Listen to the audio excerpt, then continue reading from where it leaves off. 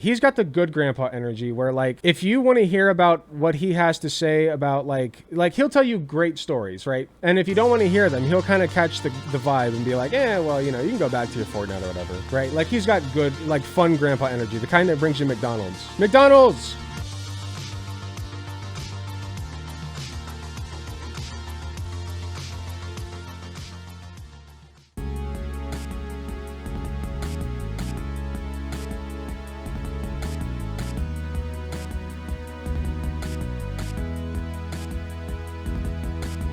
So for those who don't know, the VP for Kamala Harris has been announced. It is Tim Walz, everybody. Tim Walz. Governor Tim Walz from Minnesota. All right. Now, this is exciting for a few reasons. People were speculating that it was going to be Shapiro. What's his first name again? I forget. Shapiro from Pennsylvania, because they were like, the theory is that if we can pull in Shapiro, then we'll pull in the Pennsylvania voters, right? And Pennsylvania's a big swing state. But the problem with Shapiro, Josh Shapiro, thank you. The problem with Josh Shapiro is that he's a Zionist. A really bad one. Like, that's the main problem with him. I'm pretty sure he's bad in some other ways, but the big problem that most people have with him is that he's a flaming, raging, disgusting Zionist, right? So what I have been upset at a Shapiro pick, I've said in a previous video, I don't really care about who the VP pick is, but I've started to care more as the time has gotten closer. So, you know, it would have sucked. I think that would have indicated that we're actually looking at a more status quo type of Democratic running this time around. But with the Tim Walz pick, he's a lot more towards the progressive side, which is nice. He will actually, since we're on it, I was going to show you this in a minute, but we'll look at his stance on what's going on in Gaza. Tim Walz on uncommitted effort against Israel's war on Gaza. These are voters that are deeply concerned, as we all are. The situation in Gaza is intolerable. We'll start bringing these folks back in. We'll listen to what they're saying. That's a healthy thing. Votes right now, 20% of the vote going to uncommitted, and we've seen that already in this primary in Michigan. What message are voters in your state trying to send to President Biden? And what do you want to see President Biden do in response? Yeah, look, they're engaged. We're really proud in Minnesota. Civic responsibility. We have some of the highest voter turnouts. These are voters that are deeply concerned, as we all are. The situation in Gaza is intolerable. And I think trying to find a solution, a lasting two-state solution, certainly the president's move towards humanitarian aid and asking us to get to a ceasefire, that's what they're asking to be heard. And that's what they should be doing. We've gone through this before, and we know that now we make sure we've got 8 months. We start bringing these folks back in. We listen to what they're saying. That's a healthy thing that's happening here. But I would note that that the former president lost twice as many votes here in Minnesota to Nikki Haley. And I've seen some of these exit polls out of North Carolina and others. 80% of folks said they're not voting for him who voted for Nikki Haley. We'll get these folks back. I think it's take them seriously. Their message is clear that they think this is an intolerable situation and that we can do more. And I think the president's hearing that. All right, pretty cool. I was going to say cool and good at the same time. It came out as ghoul. He is not a ghoul. Pretty good, right? I think that's pretty good messaging. And on top of the fact that Kamala Harris has already like come out, I won't say against Netanyahu, but definitely like more abrasive toward him, just a little bit, right? Where she said I forget which speech she was giving, when it was, but I remember that she was saying that like, well, we agree with Israel's right to defend themselves, whatever, but we also need a ceasefire. We need Netanyahu to agree to a ceasefire. And she called out specifically Netanyahu for that, which was very good. So I think that we're looking at I'm not going to say pro-Palestine administration here, because I don't think it's quite that far, but it is definitely better than what it was. Because Biden was a pretty bad Zionist and allowed for Netanyahu to do a lot of the things that he did, which is not good. So, all right, so just a little bit more about Tim Walz for a more perfect union. All right, just to give you an idea of who this guy is. I'm learning with you guys because I don't know much about him. So let's learn along. Last year, he signed a law guaranteeing free breakfast and lunch for all Minnesota students, and that's not all. It is now law. Holy shit, that's loud.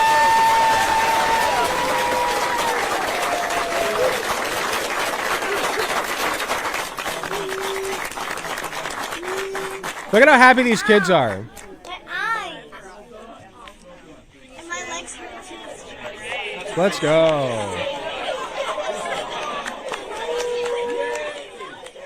Yeah, sorry, that was loud. All right, beautiful. So these kids are genuinely happy that they're going to be able to eat for free, right? I want to show you also real quick, just my picture that I made. The top is Tim Walz after signing into law free meals for all children in schools. The bottom is Ron DeSantis after signing the Parental Rights and Education Act. So you can see the difference here.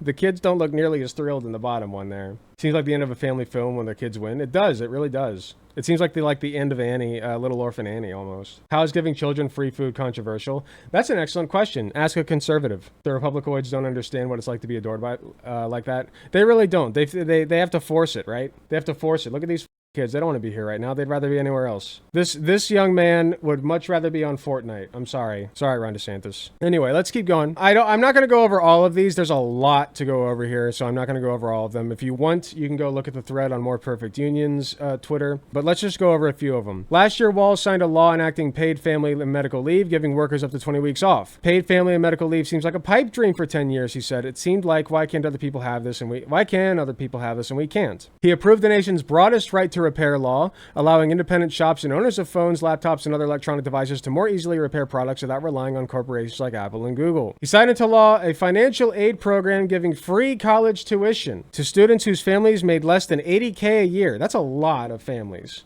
The law had such an impact that North Dakota State University, fearing competition, began offering the same incentive. Under Walz, Minnesota banned non-compete agreements and captive audience meetings and significantly expanded leverage for workers in meatpacking plants, warehouses, schools, and more. The captive audience meetings is basically just the administration pulls all the workers in order to union bust. It's a union busting effort, these meetings. So that's awesome that he ended that. The law created the nation's first standards board for nursing home workers. Having worked in a nursing home myself, or several nursing homes, I should say, yeah, that's really well needed. Nursing homes are abysmal in Ohio. I don't know about other states, but in Ohio, nursing homes suck ass. You do not want to go there. You do not want to work there. You don't want to live there for the most part. I'm sure there are some good ones. There were certainly better ones than others, but like you're understaffed to shit. You don't have nearly enough aides most of the time, like nurses'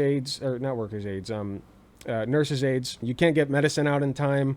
People are in pain. You have to deal with people dying here and there. And so you got to deal with like you have barely enough time in the day even just to give out medicine.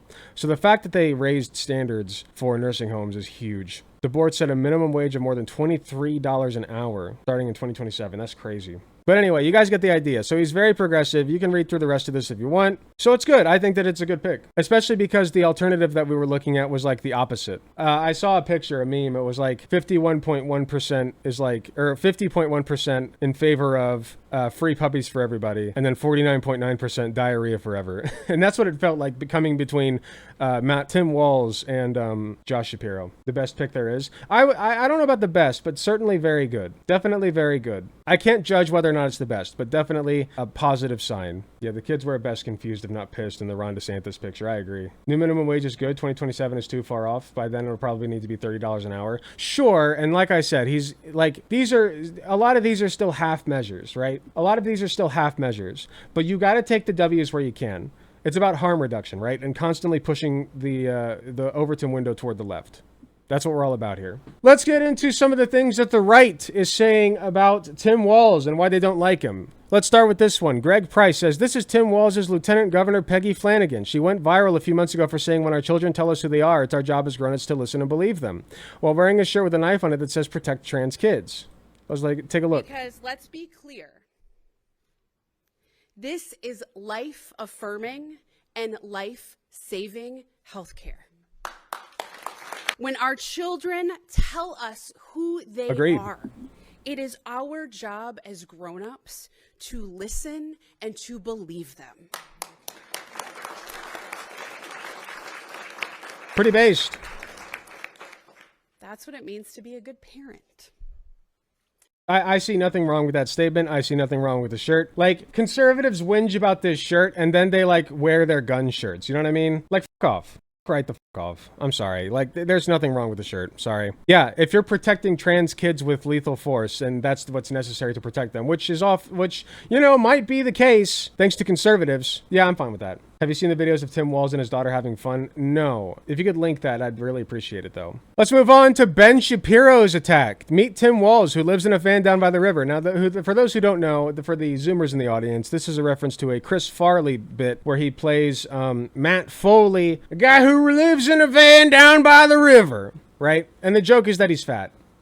That's the joke, is that he's fat. And I guess, like, creepy towards children also, because that's also something that, like, Chris Farley did in his bit. But mostly that he's fat. They have nothing. They've got nothing on this guy, dude. They do have one thing, and we'll get to that later, but it's not that big of a deal. And I am a motivational speaker. Exactly. And I live in a van down by the river. Great bit.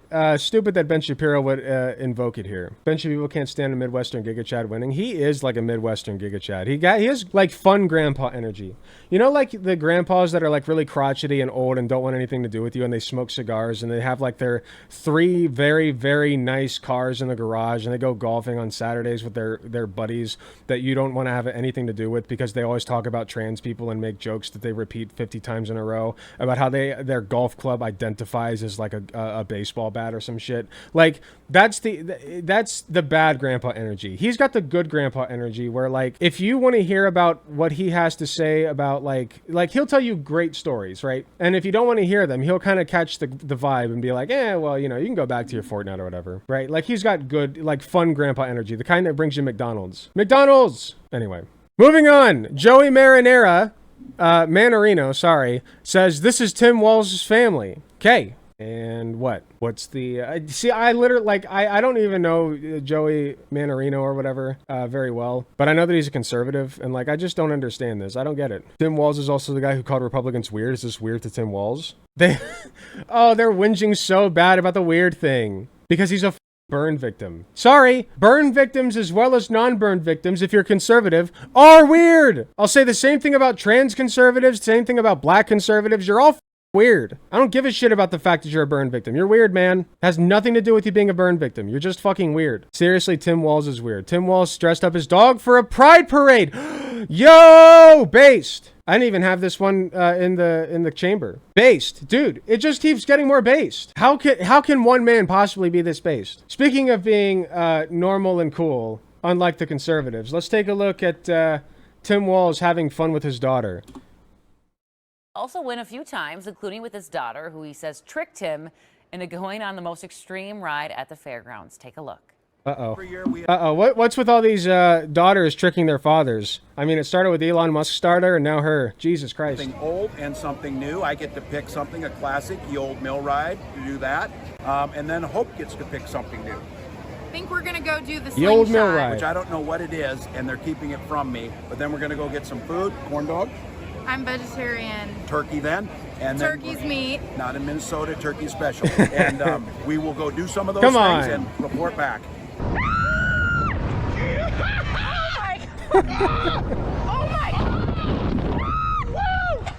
What a king. Beautiful. How dare you tarnish Vivian? Just listen. It was a funny joke. It was sitting right there. He is super based. It's weird for a dog to wear a bandana. Noted. Exactly. He supported gay rights in the 80s, which I think is a really impressive thing. That is really impressive. Interesting. Yeah, especially in the 80s when, like, the AIDS panic was going on. That's awesome. That's how you know he's a real one. So even if he's not, like, a based communist or whatever the it's like, listen, you could have a lot worse, man. This is a good example of how anyone can look good if they buy clothes in their size. SDL posted this, which I think is relevant. I loathe every person I see on the street. Look at that stupid asshole. And it's just a normal guy. Looks normal. What's the problem here? Just sharing? Okay, just sharing, apparently. Just sharing. I don't know, they seem like a nice family. He appears to be a decent human. Yeah, because it was a rainbow bandana. Yeah, because he was at a pride event, which is based. Moving on! Now, you may be wondering what's up with this one. It's because he ensured students got free tampons in bathrooms, which is communism. Right. Yeah. So Chaya Raichik is upset that Tim Walz was being proactive about making sure that people going through puberty had access to tampons, I guess. Right? Like a necessity for young female people. Or female people of any age who's like, you know, who needs them. Like, I'm just saying, like, you know, so I don't know. This is like a weird one for me. There's another one too. There's this one. No holes left unfilled. Tampon Tim Walz to the rescue. Which, you know, is so normal, right? I think the issue is that he was like putting them in men's bathrooms too. But like, they're trans men. So yeah, sometimes men need tampons. And also, what if I want tampons for something? Like, it's not your business what I get tampons for. Shut the fuck up. I don't actually get tampons. But if I did, it wouldn't be your business. Maybe my ass is bleeding. You don't know. Of the teen boy refusing to dress up, base dad. Oh, is that what the problem was?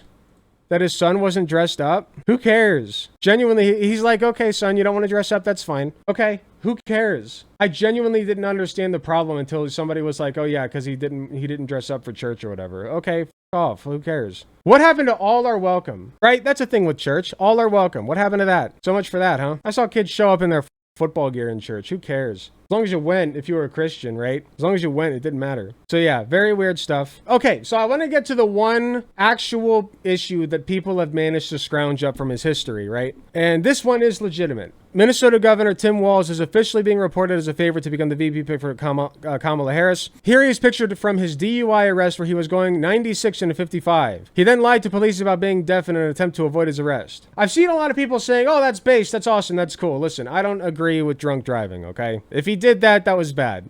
Let's be real. I don't want somebody going 96 into 55 while they're drunk, okay? But in all seriousness, it's like, okay, that was a long ass time ago. This is from the 90s, mind you. And yeah, good point here. Trump is a rapist with 34 felony convictions, so there's that. Yeah, George W. had a DUI and Republicans made him president. Good point. And again, this was like from the 90s, so like I just really don't care that much. You can change a lot in 30 years, okay? Brother didn't get away with it, and he never, I don't think he ever reoffended. They had to scrounge this one up, like I said. Like, this was a one-time deal. Yeah, water under the bridge compared to the boat, to the GOP. I agree. Yeah, he went from like a reckless kid to like a good dad and a grandpa, right? He looks like a grandpa, maybe. He has grandpa vibes, for sure. And yeah, I've seen worse offenses, like Donald Trump with 34 felony convictions. You know, I'm just saying. I'm just throwing that out there, okay? Found to have been that's not alleged. He is in the court of law. That was in a civil case.